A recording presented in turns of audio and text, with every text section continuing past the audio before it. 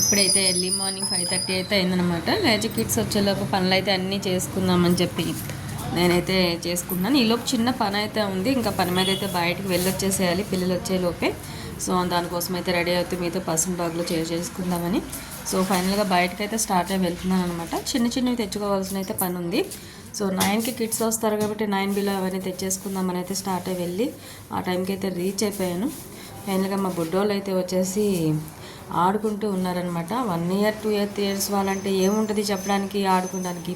వాళ్ళ ప్రశాంతంగా బతికినివ్వాలి, ఆడుకొనివ్వాలి. కాబట్టి ఆ బొడ్డ చూడండి ఎట్లా ఎగురుతూ ఆడుకుంటుందో. సో ఇలా చేస్తుండగానే ఆడుకుంటున్న టైంలోనే చాలా తక్కువ మంది అయితే వచ్చారు మనకి ఇక్కడ. సో ఈలోపు లంచ్ టైం అయితే అయిపోయింది.